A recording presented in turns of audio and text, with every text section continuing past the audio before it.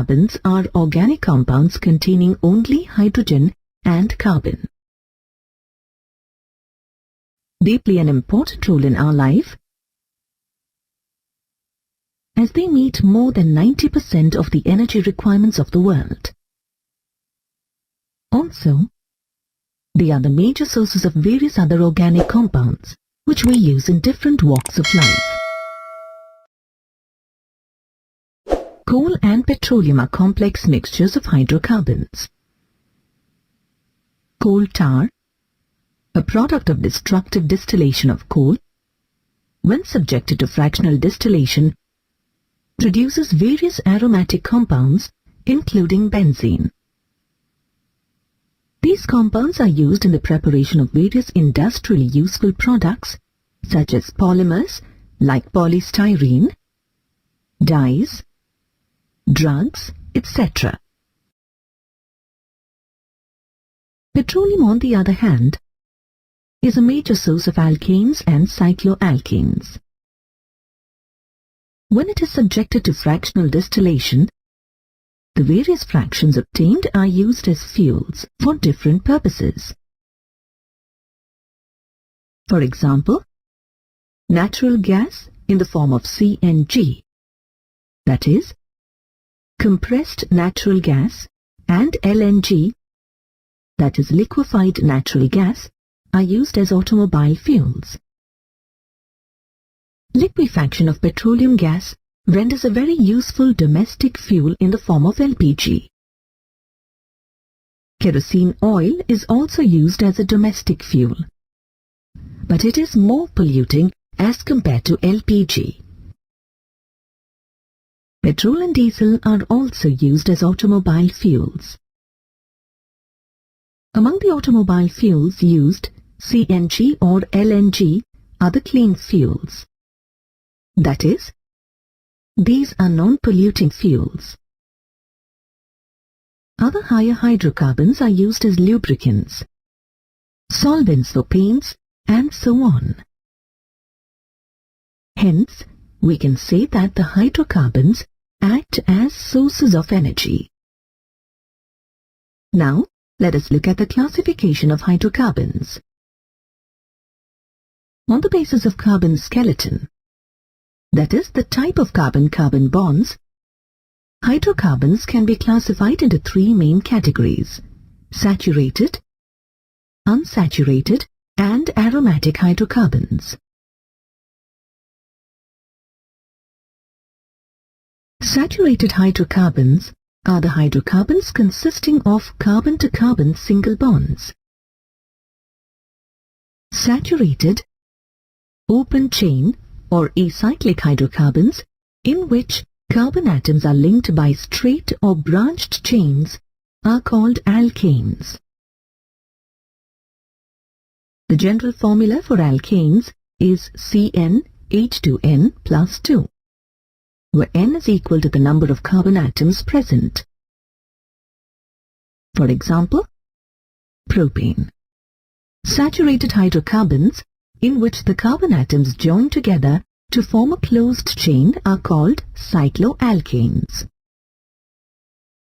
The general formula for cycloalkanes is CnH2n, where n is equal to the number of carbon atoms present. For example, cyclopropane. Unsaturated hydrocarbons consist of one or more carbon-to-carbon multiple bonds. That is, a double bond or a triple bond or both. Unsaturated, open chain or acyclic hydrocarbons in which carbon atoms are linked by straight or branched chains containing at least one carbon-to-carbon double bond are called alkenes. The general formula for alkenes is CnH2n, where n is equal to the number of carbon atoms present. For example, propene. Unsaturated, open chain or acyclic hydrocarbons in which carbon atoms are linked by straight or branched chains containing at least one carbon-to-carbon triple bond, are called alkynes. The general formula for alkynes is CnH2n-2, where N is the number of carbon atoms. For example, propyne. Aromatic hydrocarbons are cyclic hydrocarbons with alternative double bonds in conjugation. Aromatic compounds are benzene and the compounds that resemble benzene in their chemical behavior. For example, benzene, toluene, etc. As we learnt, alkanes are the simplest form of hydrocarbons containing carbon-carbon single bonds. Its molecules consist of carbon-hydrogen bonds and carbon-carbon single bonds. Since each carbon is bonded to 4 other atoms through single covalent bonds, the compounds are called saturated compounds. They contain carbon-carbon single covalent bonds which are strong sigma bonds. Due to this, the compounds are almost chemically non-reactive at normal temperature and pressure. This is why they were earlier known as paraffin, which, in Latin, means little affinity. We have learnt that the general formula for alkanes is CnH2n+2, where N stands for the number of carbon atoms and 2n+2 stands for the number of hydrogen atoms in a molecule. The most simplest alkane is methane. It has one carbon atom connected to 4 hydrogen atoms. The next member, ethane, can be obtained by replacing one of the hydrogen atom of methane by the CH3 group. This group is methyl group, which is a type of alkyl group. Thus, ethane with molecular formula C2H6 is derived by replacing one hydrogen atom by CH3 group from the methane CH4 molecule. Similarly, an entire series can be obtained by replacing one hydrogen with the CH3 group. There is no limit to the number of carbon atoms that can be linked together. However, as the number of carbon atoms within a molecule goes on increasing, the structure becomes more and more complex. When a carbon atom is attached to hydrogen or just one other carbon atom, it is said to be primary carbon. When a carbon atom is attached to 2 other carbon atoms, it is said to be secondary carbon. When a carbon atom is attached to 3 carbon atoms, it is said to be tertiary carbon. And when all the bonds formed by a carbon atom are with 4 other carbon atoms, it is said to be neo or quaternary carbon. In a molecule, the terminal carbon of a carbon-carbon chain is always attached to 1 carbon and 3 hydrogen atoms, and hence it is called primary carbon atom. The first 3 alkanes in the series, methane, ethane and propane, only have 1 molecular structure. However, as the number of carbon atoms in an alkane goes on increasing, we get more than one structural arrangement for a particular molecular formula. Such compounds are called isomers. The phenomenon of exhibiting isomers is called isomerism. For example, in butane, we get 2 possible structures, one as a continuous chain and the other branched. Now, Although the chemical formula for all these structures is the same, their properties differ due to the differences in their carbon chain structure. Such compounds are called chain isomers. In pentane, we get three possible structures. 1. A continuous chain with secondary carbon atoms. Another with one tertiary carbon atom, and the third with neo or quaternary carbon atoms. Here, the structural isomers differ in the carbon chain structure and hence are called chain isomers.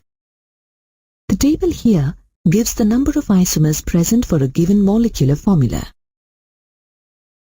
Butane has 2 isomers and pentane has 3. Similarly, as the number of carbon atoms goes on increasing, the number of structural isomers goes on increasing.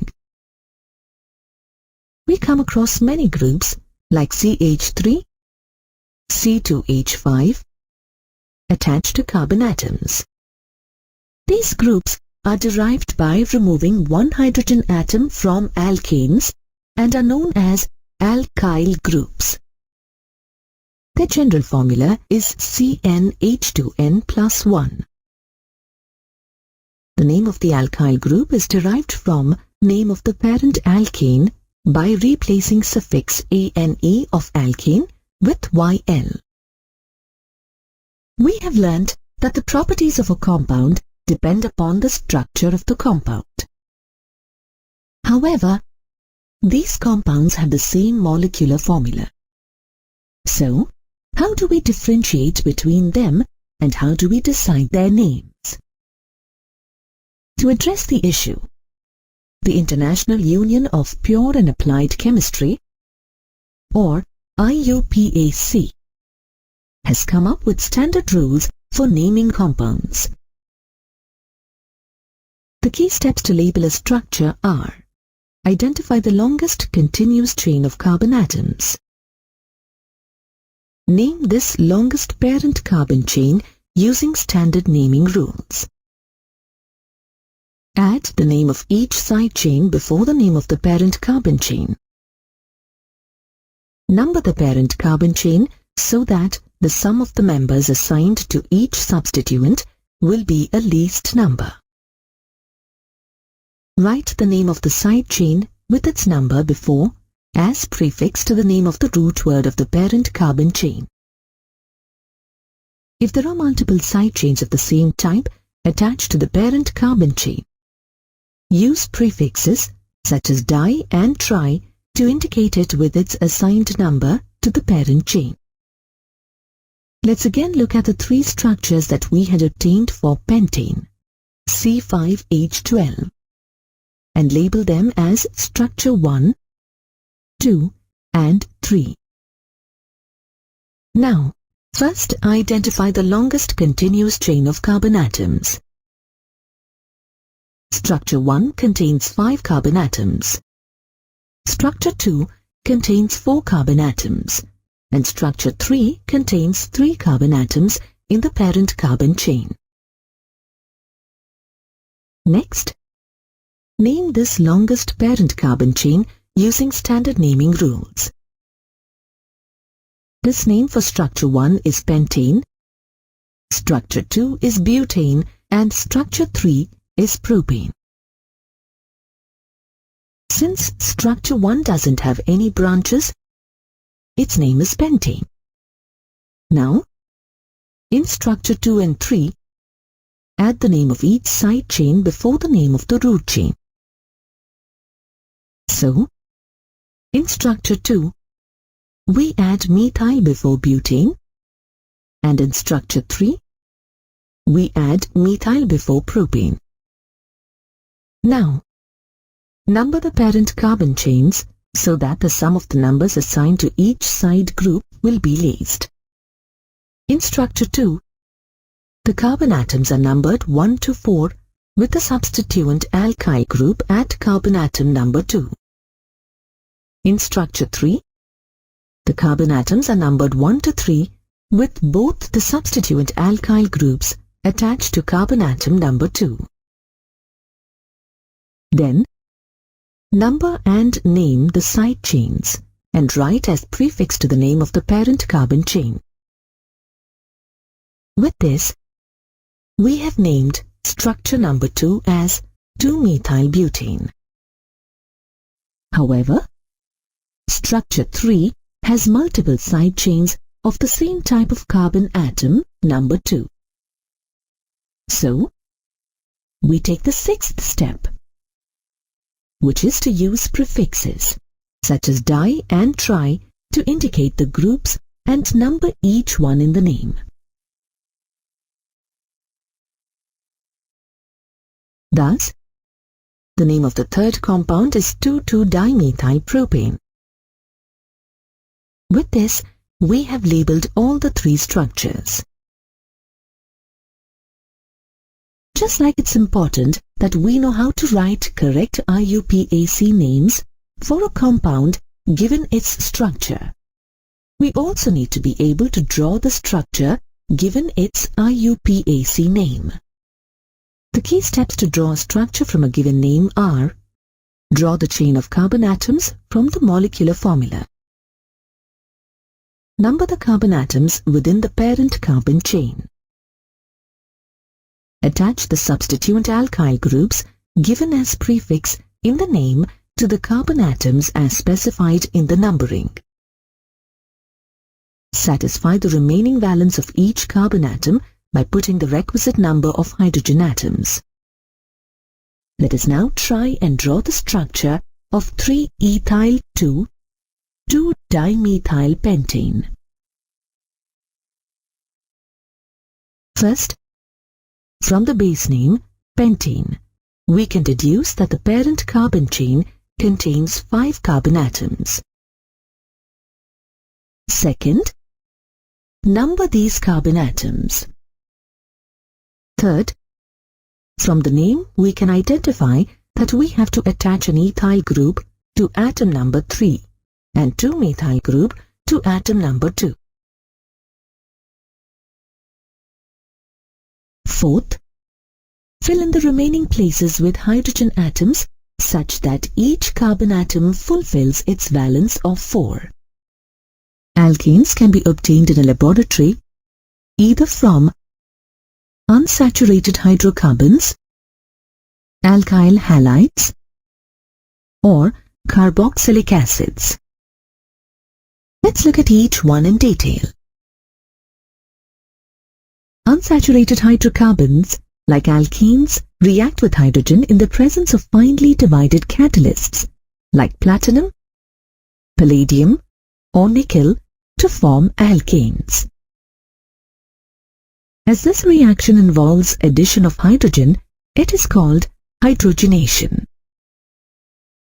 The surface of these metals absorb hydrogen gas and activate the hydrogen-hydrogen bond.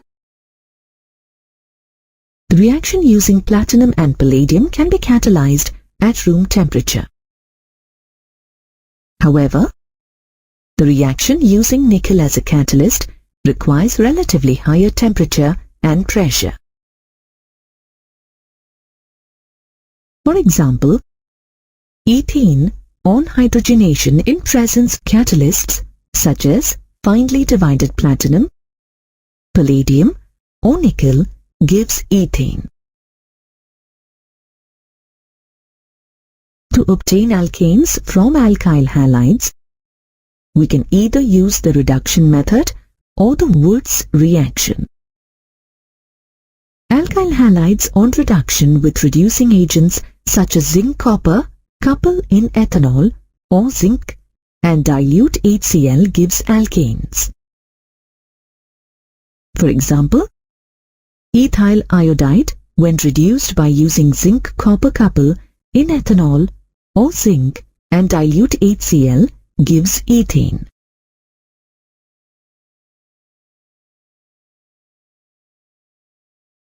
Now let's see how to obtain alkane from alkyl halides using the Wurtz reaction.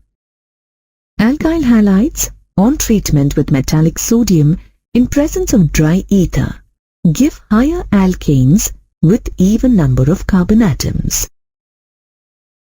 This reaction is known as Wurtz reaction. For example, the reaction of bromomethane with sodium metal in presence of dry ether gives ethane. It is important to note that when two different alkyl halides are taken, then a mixture of alkanes is produced. For example, the Wurtz reaction of mixture of methyl iodide and ethyl iodide forms ethane, butane, and propane respectively. As alkanes have close boiling points, it becomes very difficult to separate them from the mixture. Hence, this method is not suitable to prepare the alkanes with odd number of carbon atoms. Now, let's see how alkanes can be prepared from carboxylic acids. Sodium salts of carboxylic acids on heating with soda lime give alkanes with one carbon atom less than the parent carboxylic acid. Soda lime is a mixture of calcium oxide and sodium hydroxide. As this reaction involves the elimination of carbon dioxide from a carboxylic acid molecule, the process is known as decarboxylation. For example, sodium propionate on heating with soda lime gives ethane. Coal-based electrolytic method is yet another method to prepare alkanes from carboxylic acids.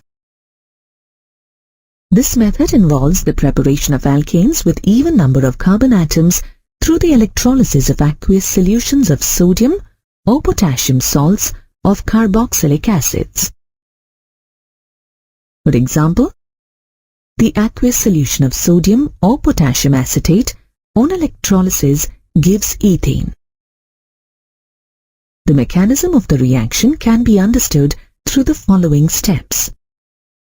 At anode, the acetate ions in the solution lose electrons at the anode and form acetate-free radicals. The acetate-free radical lose carbon dioxide molecule and thus form methyl-free radicals. The methyl-free radicals further react and form ethane gas. At cathode, water molecules accept the electrons and split up into hydroxyl ions and hydrogen-free radicals. Two such hydrogen-free radicals combine together and form hydrogen gas. Thus, in coal-based electrolysis method, alkane is produced at the anode. First, let's look at the physical properties. These include appearance, color, odor, boiling point, solubility, and polarity, among others. These properties depend on the attractive forces working on the molecules.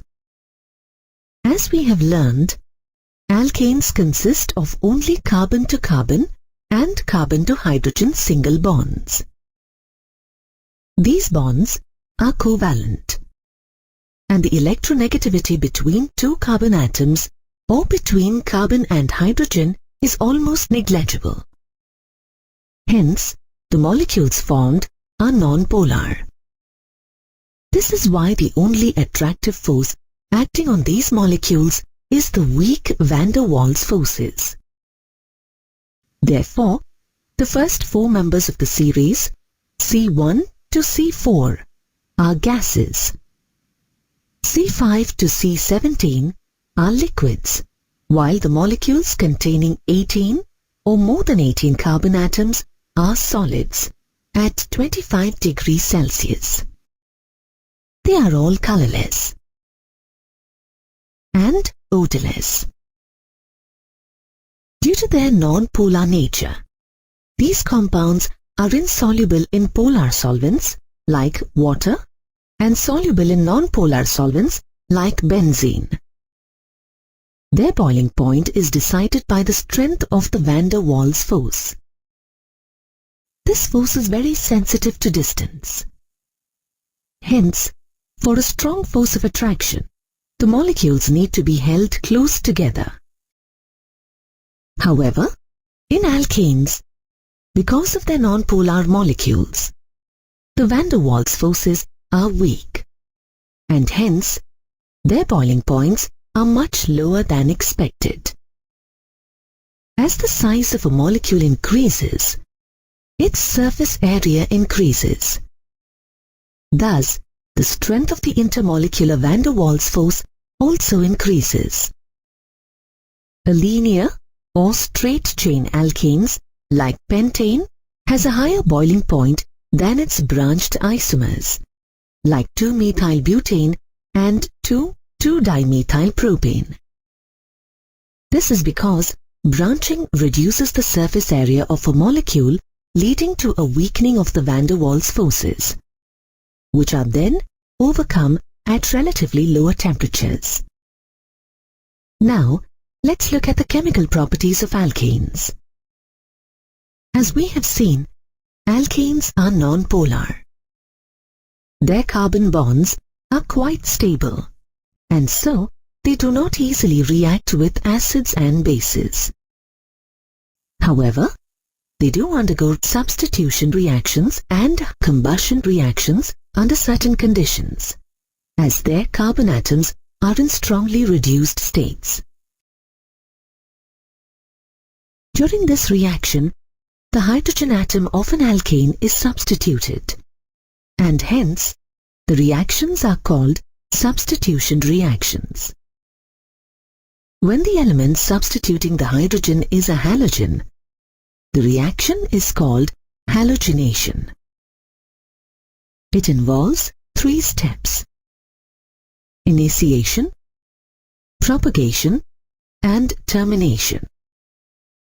Let's go through each step by observing the chlorination of methane. During chlorination of methane, the 4 hydrogen atoms of methane are step by step substituted or replaced by chlorine atoms, forming tetrachloromethane as the final product.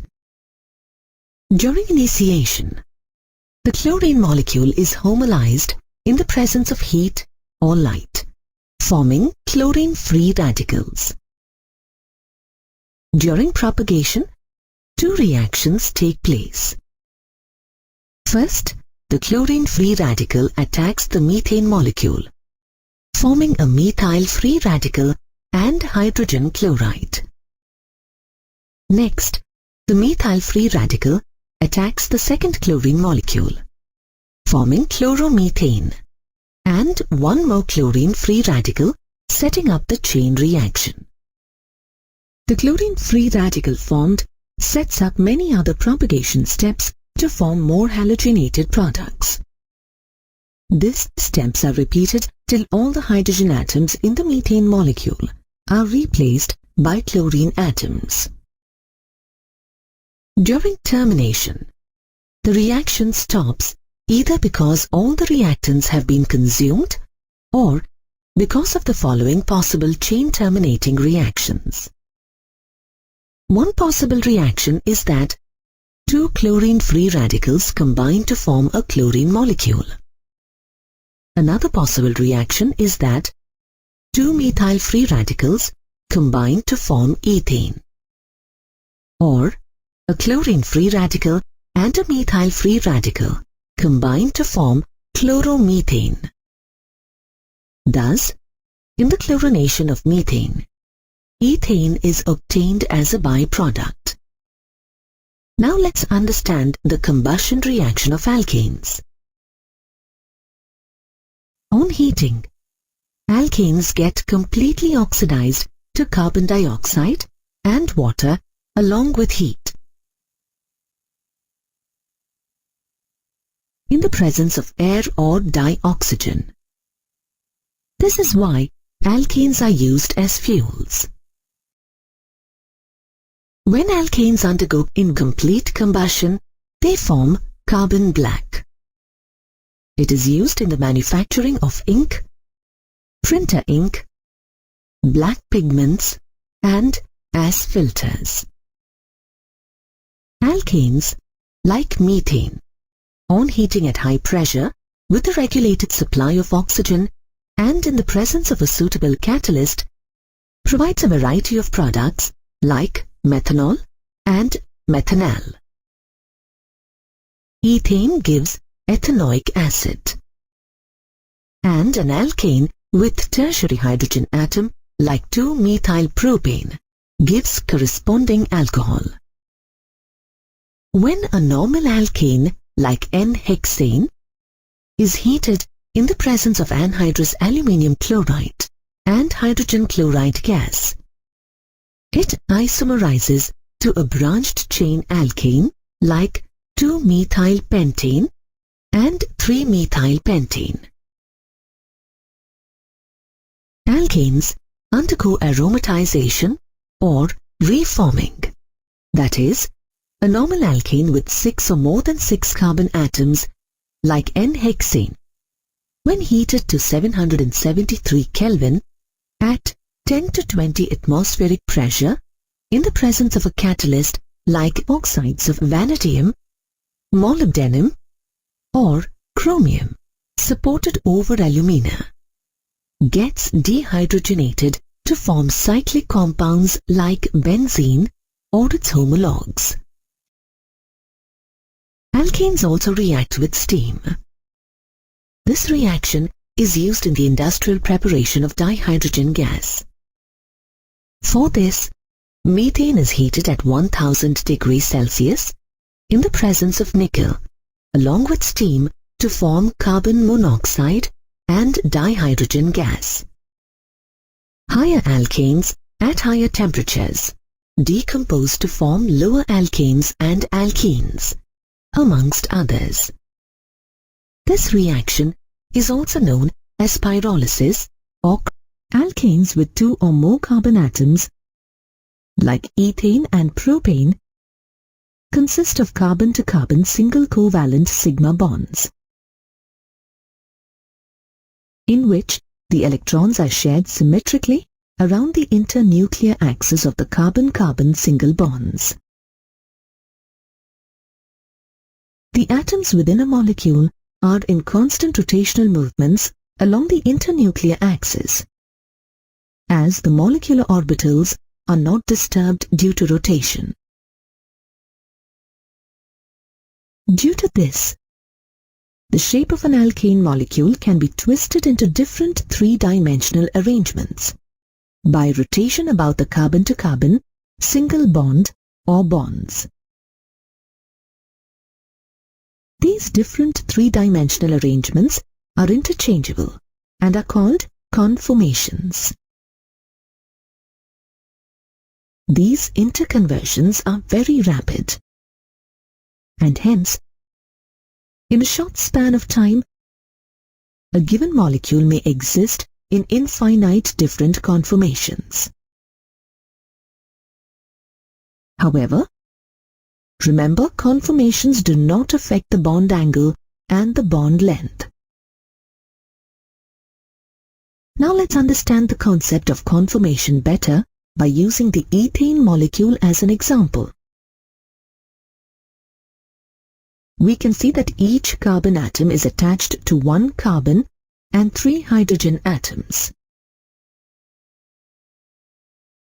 Now, imagine one of the carbon atoms along with its hydrogen bonds rotating around the internuclear axis of the carbon-to-carbon bond. You can see that this rotation causes infinite different spatial arrangements of the hydrogen atoms of 1 carbon atom with respect to the hydrogen atoms of another carbon atom. These arrangements are called conformational isomers. In reality, both the carbon atoms will be going through such rotations, thus increasing the number of spatial arrangements. Let's study these in detail. We can observe that there are 2 extreme positions of the hydrogen bonds of 1 carbon in relation to the hydrogen bonds of another carbon atom. 1. where the hydrogen atoms attached to the two carbon atoms are as close as possible to each other, and the other where they are as far apart as possible. When the arrangement has the hydrogen atoms close to each other, the three hydrogen atoms and carbon atoms at the back are hidden by the three hydrogen atoms attached to the carbon atom in the front. And so the arrangement is known as Eclipsed Conformation. The arrangement wherein the hydrogen atoms are far from each other, the three hydrogen atoms and carbon atoms at the back are visible behind the three hydrogen atoms attached to the carbon atom in the front, giving the arrangement a neatly distributed look. And so the arrangement is known as Staggered Conformation. All the arrangements between the eclipsed and staggered positions are known as skew conformations. In the eclipsed conformation, the molecule is the least stable as the repulsive force between the electrons is the maximum. This is due to close spatial arrangement of the carbon-hydrogen bonds. In the staggered conformation, the molecule is the most stable, as there is minimum repulsive force between the electrons. This is because the carbon-hydrogen electrons are the farthest from each other. The repulsive interaction between the electron clouds in a molecule, which affects the stability of a conformation, is called torsional strain. Its magnitude depends upon the angle of rotation about the carbon-to-carbon bond. This angle is known as torsional or dihedral angle. The energy difference between eclipsed and staggered conformations is 12.5 kilojoules per mole, which is easily overcome at room temperature and pressure. Due to this, it is not possible to separate different conformation isomers of ethane. Now that we have seen what conformation means, let's learn the two standard visual representations used to explain it. These are known as Sawhorse projection and Newman projection. In Sawhorse projection, the molecules are viewed along their molecular axis, that is, at an oblique angle. Here, the carbon-to-carbon bond is shown as a long straight line, whose upper end is bent slightly either towards the left or towards the right-hand side. The front carbon is shown at the lower end of the line and the back carbon at the upper end. Each carbon has 3 hydrogen atoms attached to it. These bonds are shown with the help of 3 lines attached to the carbon atom. These are inclined at an angle of 120 degrees to each other.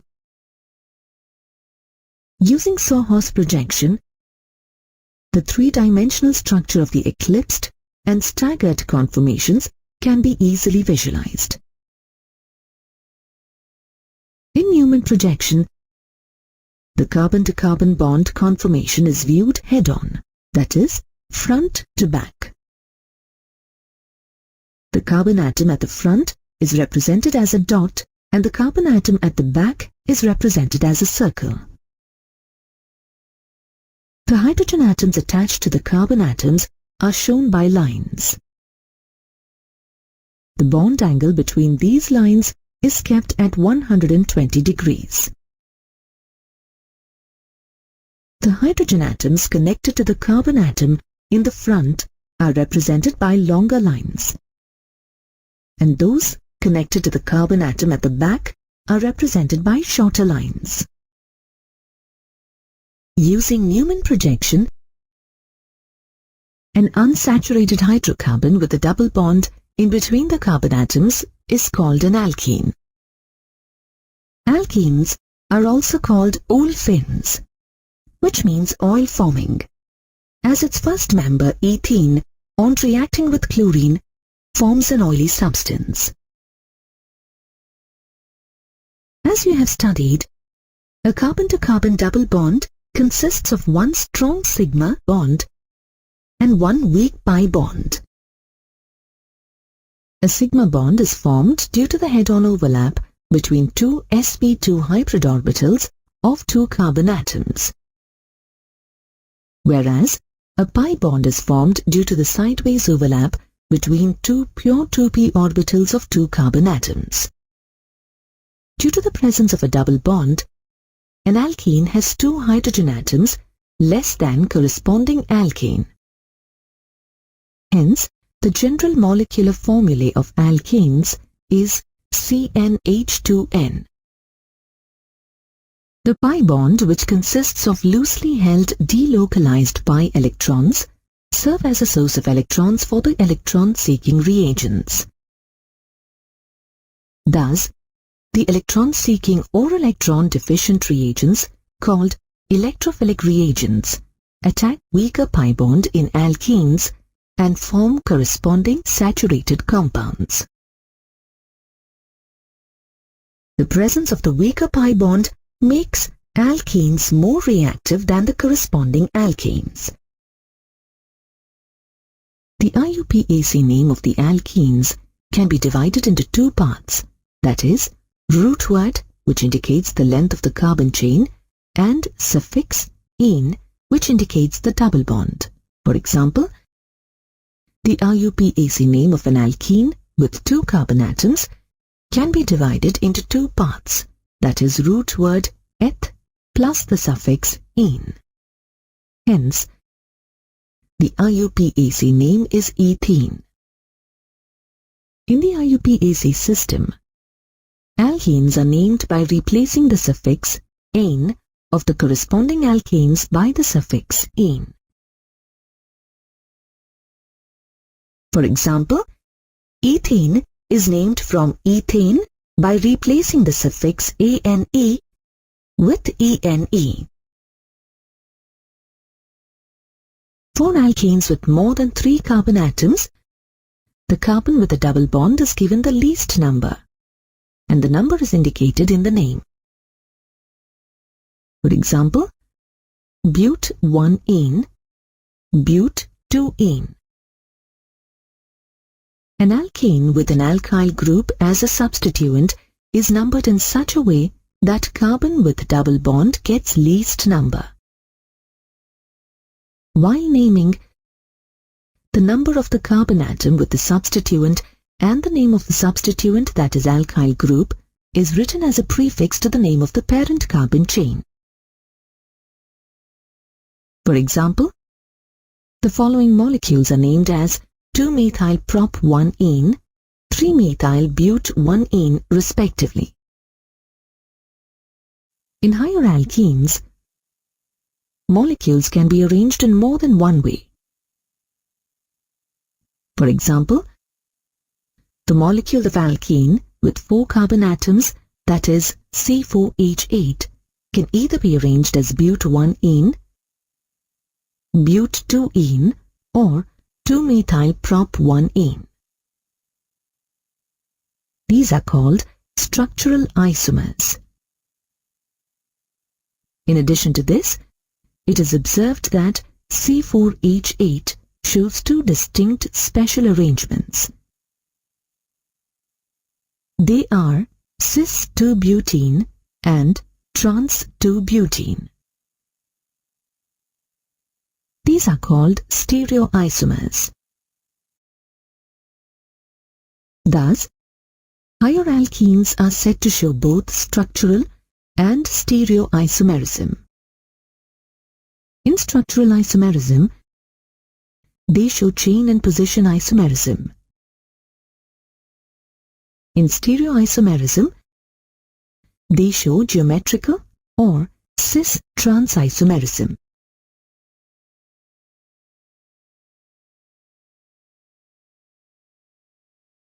In a molecule of C4H8, all the carbon atoms are present in the form of straight or branched chains. For example, structures 1 and 2 have straight chains, whereas structure 3 has a branched chain. Structures 1 and 3 and 2 and 3 are said to be chain isomers of each other. When in two structures, the position of the double bond alone is different, they are said to be position isomers. Structures 1 and 2 are position isomers. A compound like but2-ene shows two distinct configurations or spatial arrangements, and hence, its molecules are said to show geometrical isomerism, a type of stereoisomerism. When the two CH3 groups attached to each carbon atom of the double bond are on the same side, the isomer is called a cis isomer. On the other hand, when the two CH3 groups attached to each carbon atom of the double bond are on the opposite side, the isomer is called as trans isomer. Due to the difference in the spatial arrangement, cis and trans isomers have different melting points, boiling points, dipole movement, solubility, and many other properties. For example, the cis but2-ene molecule is polar, whereas the trans but2-ene molecule is non-polar. This is because in a cis but2-ene molecule, as the two CH3 groups are on the same side of the double bond, there is a greater, hence the molecule is polar, CH3 bond dipole on each side, causing distinct positive and negative regions in the molecule. However, in case of a trans but2-ene molecule, the two CH3 groups are present on the opposite sides of the double bond. Thus, the bond dipoles of each CH3 bond cancel each other, making the molecule non-polar. Hence, we can conclude that trans isomers are more stable than cis isomers.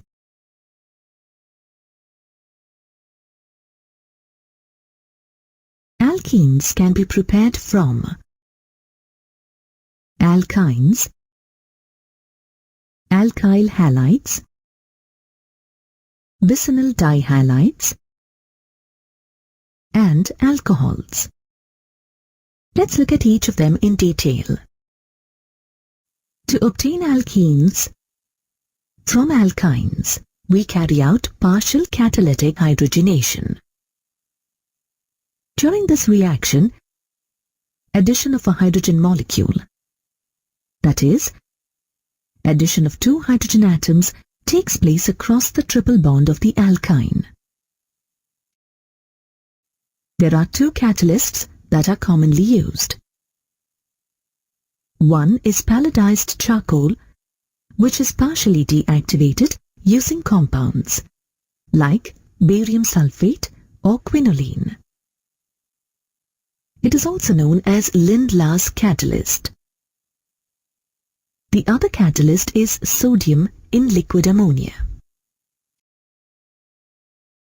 For example, ethane, on reduction with palladized charcoal or sodium in liquid ammonia, forms ethane.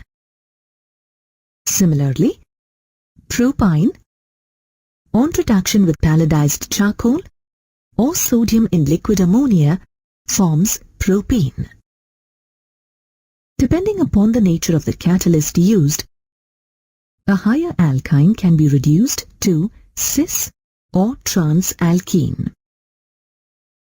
Lower alkynes, such as ethane, and propyne and higher terminal alkynes do not yield cis-trans isomers upon hydrogenation.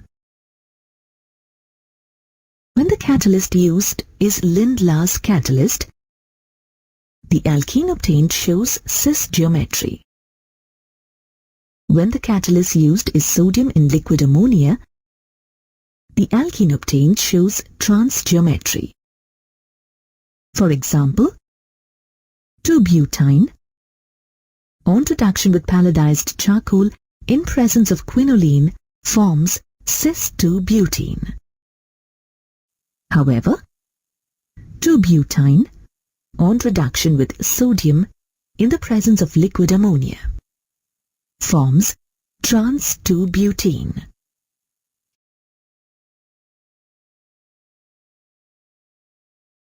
Alkenes can also be obtained from dehydrohalogenation of alkyl halides. When an alkyl halide is heated in presence of alcoholic potash, it gives an alkene and one molecule of halogen acid is eliminated in the reaction. The hydrogen atom for the halogen acid is obtained from the carbon atom adjacent to the carbon atom attached to the halogen atom. The carbon atom attached directly to halogen is called alpha carbon, whereas the adjacent carbon is called beta carbon. Hence, the reaction is known as beta elimination reaction. As hydrogen and halogen atoms are removed in the form of halogen acid from alkyl halide, the reaction is also known as dehydrohalogenation reaction. For example, 1-chloroethane on heating with alcoholic potassium hydroxide forms ethene. During this reaction, the hydrogen and halogen atoms on adjacent carbon atoms of 1-chloroethane are eliminated in the form of hydrochloric acid. In a dehydrohalogenation reaction, if there are two possible positions where the double bond can be formed, then the product obtained is governed by Saint-Zeff's rule. Saint-Zeff's rule states that elimination will predominantly proceed to the formation of olefin in which the double bond is highly substituted. In other words, the hydrogen atom will be removed from the carbon atom possessing lesser number of hydrogens. The rate of reaction depends on the nature of alkyl group and the halogen respectively. The rate increases from primary to tertiary alkyl halides as shown here. The rate is also affected by the halogen atom attached and is the highest for iodine and lowest for chlorine. Another way to obtain alkenes is by the dehalogenation of vicinal dihalides. In vicinal dihalides, the two halogen atoms are attached to two adjacent carbon atoms. When such dihalides are treated with zinc metal, the zinc atom removes the two halogen atoms, forming zinc halide, leaving behind an alkene in the process. This reaction is also called dehalogenation, as zinc removes two halogen atoms simultaneously. For example, when dibromoethane is treated with zinc, it forms ethene and zinc bromide. And when 1,2-dibromopropane is treated with zinc, it forms propene and zinc bromide.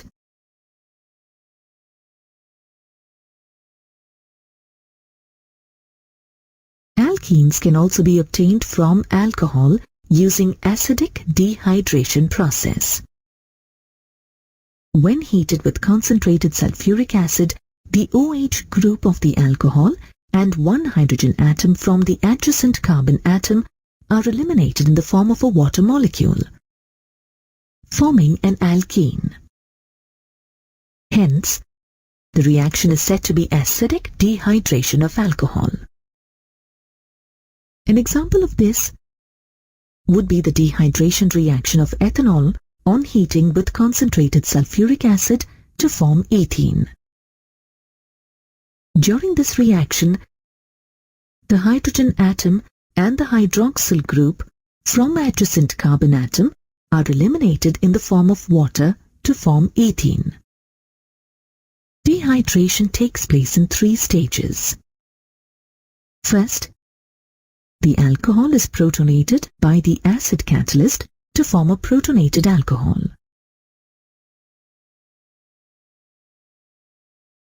Secondly, the protonated alcohol loses a water molecule to give a carbocation.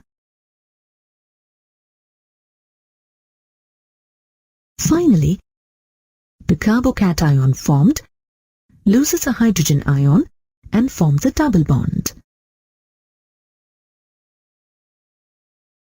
Satzev's rule also governs the dehydration of alcohols.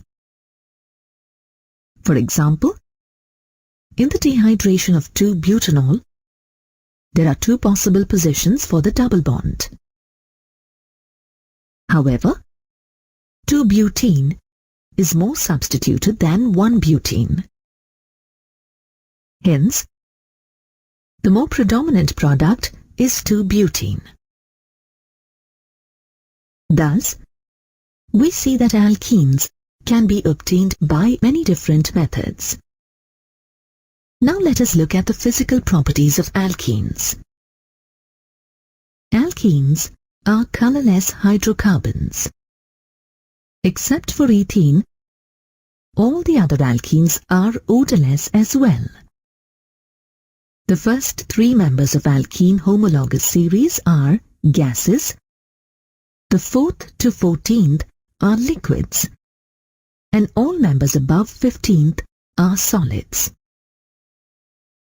Being non-polar compounds, alkenes are insoluble in water, but soluble in non-polar solvents like benzene and petroleum ether. Alkenes are unsaturated hydrocarbons consisting of a sigma bond and a pi bond. The typical reactions of alkenes involve the breaking of the weak pi bond to form 2 sigma bonds. Such reactions are called addition reactions. These addition reactions are usually electrophilic in nature, as the pi electrons of carbon-carbon double bond are available to any species seeking electrons. Let us study the following reactions in alkenes. Addition of dihydrogen, addition of halogens, addition of halogen acid, addition of sulfuric acid, addition of water, oxidation, ozonolysis, polymerization. Let's start with addition of dihydrogen to alkene. Alkenes react with dihydrogen in the presence of catalysts like finely divided nickel, palladium, or platinum to form alkanes. Such addition reactions are always cis addition reactions. For example, ethane in the presence of finely divided nickel, palladium, or platinum yields ethane. Similarly, propene yields propane. Now let's look at the addition of halogen to an alkene. Alkenes react with halogens such as chlorine and bromine to form vicinal dihaloalkanes. However, they don't react with iodine under normal conditions. For the reactions with chlorine and bromine, the alkenes and the halogens are mixed together in an inert solvent like carbon tetrachloride. Ethene reacts with bromine to give 1,2-dibromoethane. This reaction proceeds via the formation of an intermediate called cyclic bromonium ion.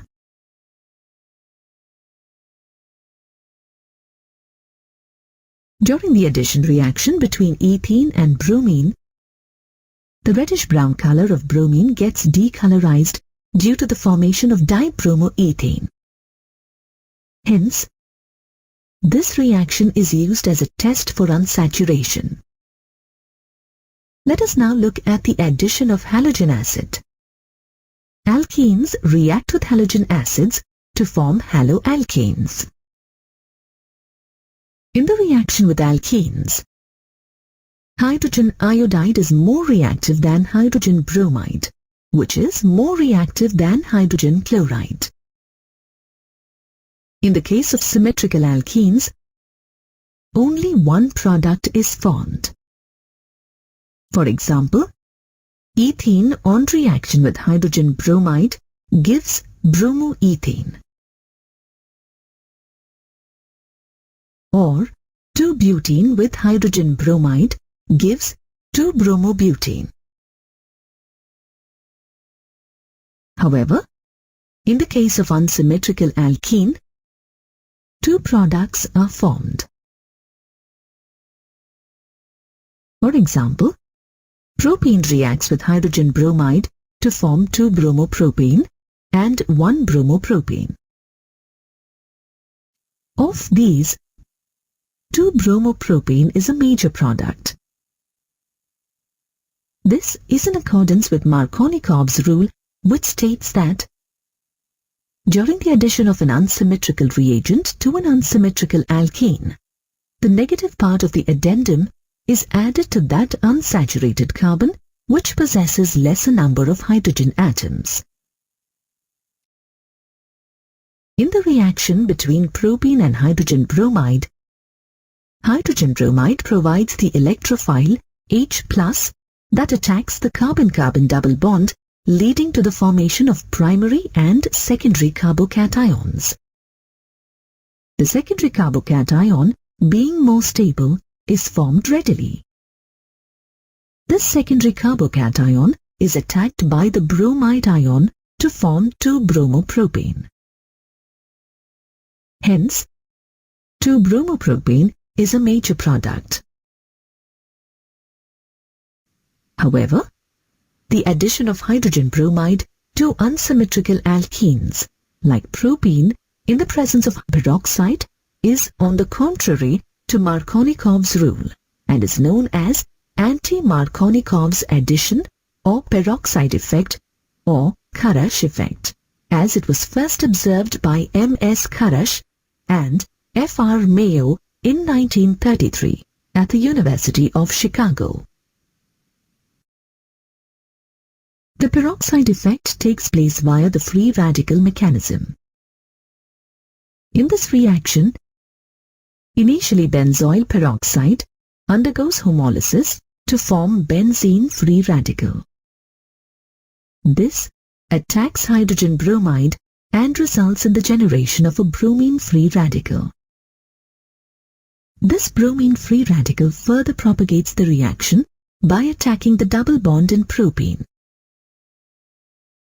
Hence, propane undergoes homolytic cleavage to produce less stable primary and non-stable secondary free radicals as shown here.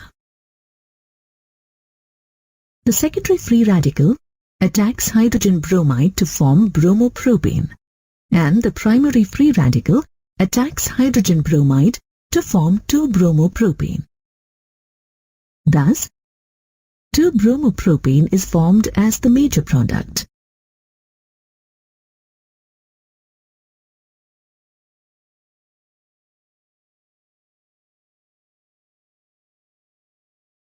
Now let us move to the addition reactions of alkene with sulfuric acid and water respectively. Alkenes react with cold concentrated sulfuric acid in accordance with Markovnikov's rule to form alkyl hydrogen sulfates. For example, ethane and propene react with cold concentrated sulfuric acid and form ethyl hydrogen sulfate and propyl hydrogen sulfate respectively. Alkenes react with water in accordance with Markovnikov's rule. In the presence of concentrated acids like sulfuric acid, a water molecule adds to an alkene molecule across the double bond to form alcohol. For example, 2-methylpropene reacts with water in presence of concentrated sulfuric acid to form 2-methylpropan 2-ol. Let us now look at the oxidation reactions of alkenes. Alkenes, on reacting with cold dilute aqueous solution of potassium permanganate, which is also called Bayer's reagent, produce vicinal glycols, that is, 1,2-diols. For example, ethane, on reaction with Bayer's reagent, forms ethane 1,2-diol or ethylene glycol. As the purple color of potassium permanganate decolorizes with the formation of glycol, this reaction is used as a test for unsaturation. Depending on the nature of alkene and experimental conditions, alkenes react with oxidizing agents such as acidic potassium permanganate or acidic potassium dichromate to form ketones or acids. For example, 2-methylpropene on reacting with acidic potassium permanganate gives propan 2,1 or acetone. On the other hand, but-2-ene on reacting with acidic potassium permanganate gives ethanoic acid. Let us now look at the addition of ozone to an alkene, which is also called ozonolysis. Alkenes react with ozone to form ozonides, which on further hydrolysis in the presence of zinc form either aldehydes or ketones or both. For example, in this reaction, the ozone molecule is added across the double bond in ethene to give ethene ozonide. This, on hydrolysis, forms formaldehyde or methanol. The oxidation of alkenes by ozone to form ozonides, followed by its decomposition with water, is termed as ozonolysis. This reaction is useful in locating the position of the double bond in an unsaturated molecule. Let us look at another example of ozonolysis reaction of propene. Here, first propene and ozone react to form propene ozonide. The propene ozonide on further hydrolysis in the presence of zinc undergoes cleavage to form ethanol and methanol. The products formed helps us to determine the position of the double bond in propene as shown here. Let us move on to the last reaction, that is polymerization. Alkenes undergo addition polymerization reaction when heated under pressure in the presence of suitable catalysts. In this, a large number of molecules of the same species join together to form a giant molecule called a polymer. The simple compound which forms the polymers are called monomers. For example, ethene, when heated to 1000 degrees Celsius under 1000 atmospheric pressure, undergoes polymerization to form polythene.